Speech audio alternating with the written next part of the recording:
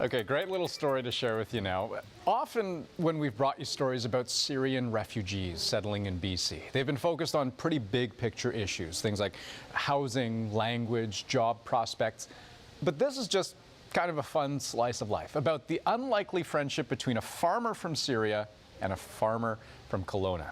So let me set this up for you. A guy by the name of Curtis Stone, he's doing some work just out front of his house when he says he notices a guy talking on his phone, not far from in front of him, speaking in what sounds to be Arabic. But it was what happened next that he says was a moment he will not soon forget. So to explain, we've got Curtis joining us now from outside his home in Kelowna. So Curtis, walk me through it. You're outside your home. You notice the guy speaking Arabic. What happens? So I was out in the front yard. I've got my front yard planted with some greens. I've got these little tunnels on it. I was managing these tunnels, covering them up. This guy's walking by. I can hear him talking on his cell phone in Arabic.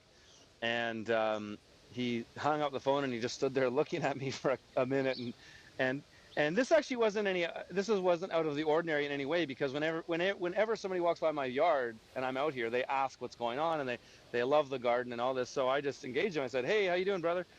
And he kind of walked over nervously and was trying to say to me, no English, no English or whatever. And I was like, okay. So he comes over and he was kind of like pointing to the ground and asking, and I was like, okay. I was trying to tell him that I was growing some salad greens, and we were kind of struggling with that for a little while.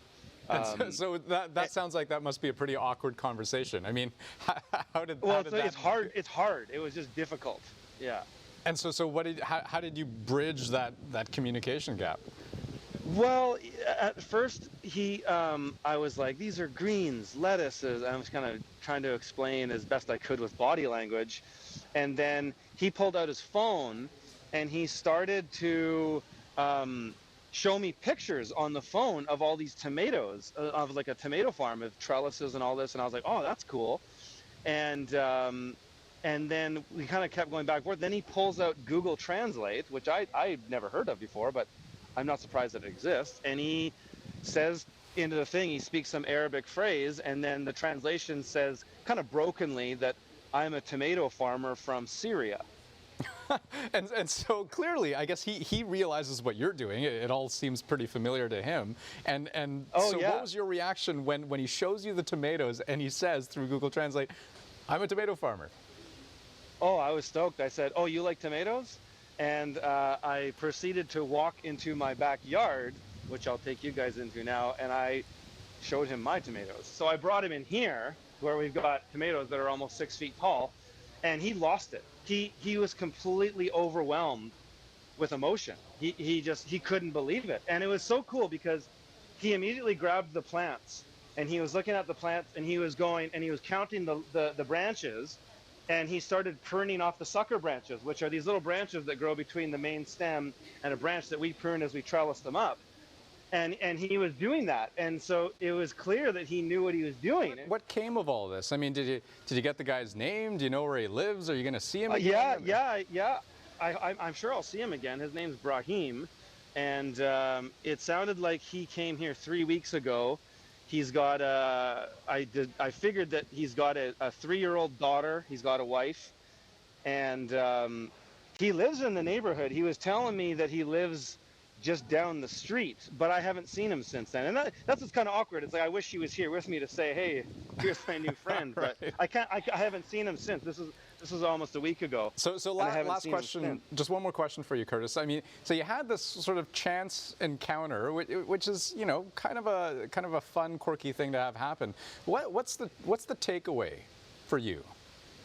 The takeaway is that it's amazing how this is something I write about in my book, actually, is that how urban gardening and urban agriculture really connects people, because it crosses, like food crosses all cultural and language barriers. And the fact that he just started asking me questions was nothing new. This happens to me all the time. We're very social on our farm, essentially. But it's neat that, you know, I had this little experience with a guy who I couldn't even really fully communicate with, but it was amazing that this technology that I never thought would exist in my lifetime. This is straight out of Star Trek. like this is the Star Trek tricorder, you know, and we were able to communicate to some degree. So that was really fascinating to me, really. Well, Curtis, it was really great talking to you. Thanks for sharing your story. And next time Raheem pops by, you'll have to say hi to him for us. I will, for sure. Great story. Okay.